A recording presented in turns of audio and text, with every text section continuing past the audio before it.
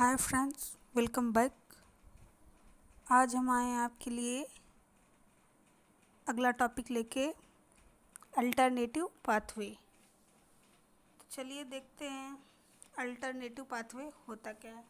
तो क्या कह रहा है, इंडिपेंडेंट टू एंटीबॉडी। क्या कह रहा है, independent to antibody hence is considered as a part of innate immunity. क्या कह रहा है, इंडिपेंडेंट मतलब इसमें एंटीबॉडी का इन्वॉल्वमेंट नहीं हो रहा, इंडिपेंडेंट टू एंटीबॉडी। और क्या कह रहा है, हेंस इज कंसीडर्ड, इसको किस में कंसीडर किया जा रहा है, hence is considered as a part of innate immunity. और इसको इन्नेट इम्यूनिटी के पार्ट में कंसीडर किया जाता है, किया जा सकता है। ठीक है, अब क्या कह रहा है ये, it also goes through the 4 stages. और जैसे क्लासिकल पाथवे में भी 4 स्टेजेस थी, वैसे इसमें भी 4 स्टेजेस हैं। तो क्या कह रहा है, it also goes through the 4 stages but differ.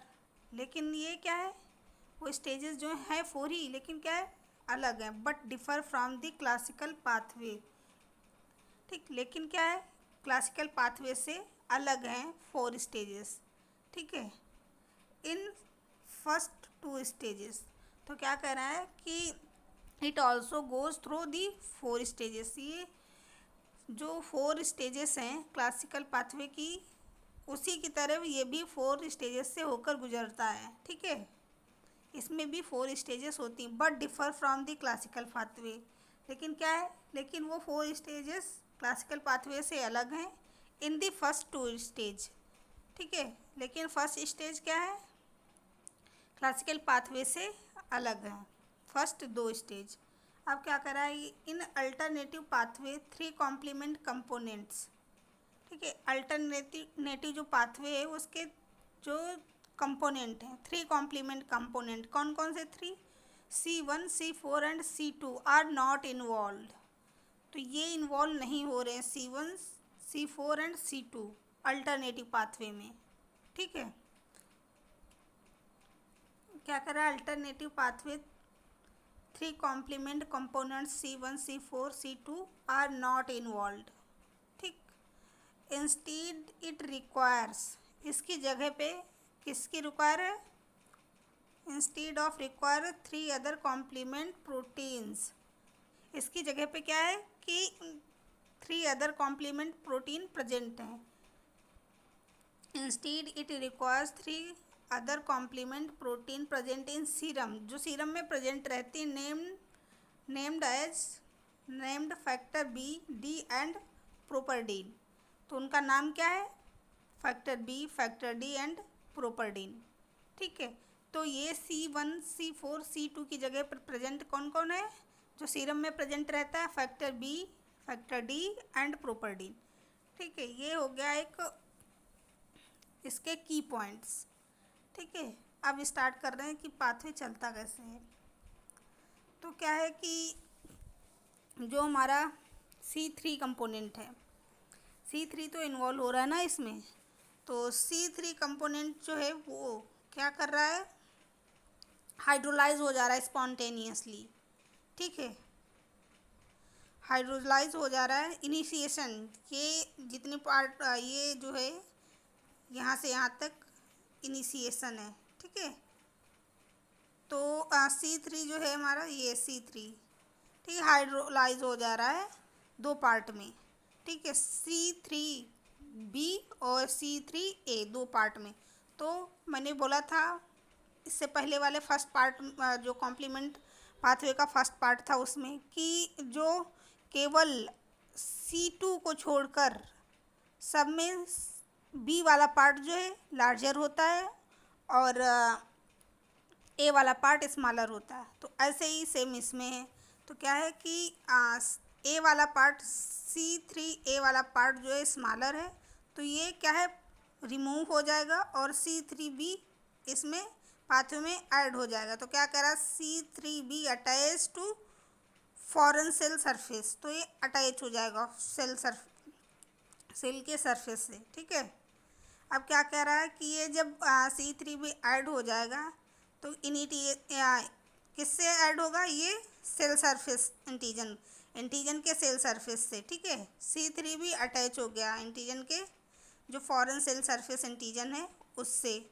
तो क्या है, इनिशिएटर मतलब एंटीजन, ठीक है, एंटीजन और एंटीजन के जो सेल सरफेस एंटीजन है, ठीक है, उसे सेल सरफेस एंटीजन से बाइंड कर गया C3b, ठीक है। C3b बाइंड कर गया, बाइंड करने के बाद में क्या बनाया, ये दोनों इनिशिएटर मतलब वही सेल सरफेस एंटीजन और C3b दोनों आए पास में और बाइंड कर गए। तो इसमें क्या इन्वॉल्व हुआ, फैक्टर बी इन्वॉल्व हुआ, ऐड हो गया फैक्टर बी, ठीक है। तो क्या बना हमारा product, C3b capital B, small B और कैपिटल बी, ठीक है। अब क्या हो गया, अब इसमें ऐड हो रहा है फैक्टर डी, ठीक है। तो क्या है, ये जो हमारा फैक्टर बी था ये दो पार्ट में डिवाइड हो गया, ठीक है। फैक्टर बी ए और बी में, ठीक है, फैक्टर बी में। तो ए वाला पार्ट तो स्मॉल रहता है मेरा, तो क्या है, ए वाला रिमूव हो जाएगा, बी वाला ऐड हो जाएगा। तो हमारा जो फैक्टर बी है वो क्या प्रोडक्ट बनाएगा हमारा, C3b capital B small B, ठीक है। तो ये C3b बनाएगा, ठीक है। अब इसमें ऐड हो रहा है फैक्टर डी, ठीक। अब फैक्टर डी जब ऐड हो रहा है तो क्या कर रहा है, फैक्टर डी ऐड हो गया इसमें। अब क्या कर रहा है, जब फैक्टर डी ऐड हो गया तो ये क्या है, इस जो बना हमारा प्रोडक्ट C3 कन्वर्टेज जो बना हमारा प्रोडक्ट वो क्या है, इसकी शॉर्टर लाइफ है। इसको क्या करना है, स्टेबलाइज करना है। स्टेबलाइज करने के लिए इसमें प्रोपरडीन ऐड हो जाएगा। प्रोपरडीन ऐड हो गया तो हमारा फॉर्मेशन हुआ पूरा C3 कन्वर्टेज का।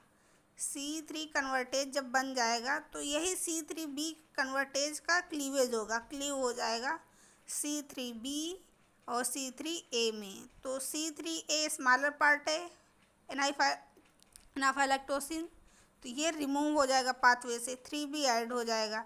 तो क्या बनेगा हमारा C3b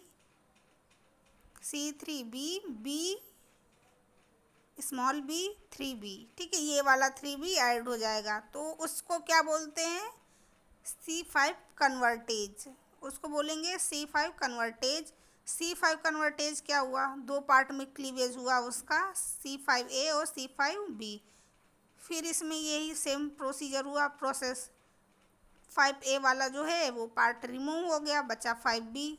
तो 5b बचा इसके, और ये सब के ऊपर कहाँ से, जहाँ C3 कन्वर्टेज बना है वहाँ से लेके सबके पास एंजाइमेटिक एक्टिविटी है, सबके ऊपर बार को रिप्रेजेंट किया गया, बार प्रेजेंट है, ठीक है। तो सबके पास एंजाइमेटिक एक्टिविटी है। तो हमारा C5b जो है उसमें क्या ऐड हुआ, C6C7 ऐड हुआ। तो क्या बना हमारा C5b67, ठीक है, ये बना, और इसके पास एंजाइमेटिक एक्टिविटी है।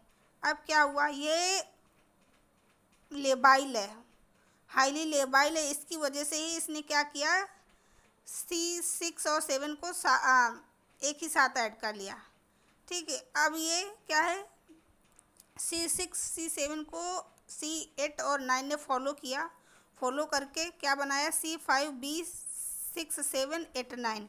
और ये क्या है, ये किसका फॉर्मेशन कर रहे हैं, ये फॉर्मेशन कर रहे हैं मेम्ब्रेन अटैक कॉम्प्लेक्स का, ठीक है, मेम्ब्रेन अटैक कॉम्प्लेक्स का फॉर्मेशन कर रहे हैं। जो हमारे ये बना था C5b67, ये ट्यूबुलर चैनल फॉर्मेशन कर रहे हैं, ट्यूबुलर चैनल फॉर्मेशन हो गया, ठीक है। तो इसमें 8 और 9 आके ऐड हो गए तो ये मेम्ब्रेन अटैक कॉम्प्लेक्स का फॉर्मेशन कर रहे हैं। मेम्ब्रेन अटैक कॉम्प्लेक्स का फॉर्मेशन हुआ तो क्या हो गया, सेल डैमेज हो गया। अब क्या है, C3 जहाँ से बना और जहाँ पर, ठीक है, जहाँ पे फैक्टर बी जहाँ तक बाइंड हुआ, ये क्या इतनी पूरी प्रोसेस है हमारी इनिशिएशन की, ठीक। अब क्या है कि जहाँ से फैक्टर बी बाइंड किया उसके बाद से लेकर के जहाँ C3 कन्वर्टेज बन रहा है उसको बोलेंगे फॉर्मेशन ऑफ C3 कन्वर्टेज, ठीक है। फॉर्मेशन ऑफ C5 कन्वर्टेज कहाँ से है, जहाँ से क्लीवेज हो रहा है C3 कन्वर्टेज का लेके C5 के फॉर्मेशन तक। फिर उसके बाद में क्या बन रहा है हमारा, formation of membrane attack complex, मतलब जहाँ से C5 का क्लीवेज हुआ वहाँ से लेकर के मेम्ब्रेन अटैक कॉम्प्लेक्स मतलब C5 B6 7 8 9, जहाँ यहाँ तक ये हो गया हमारा process formation of membrane attack complex का। Thank you.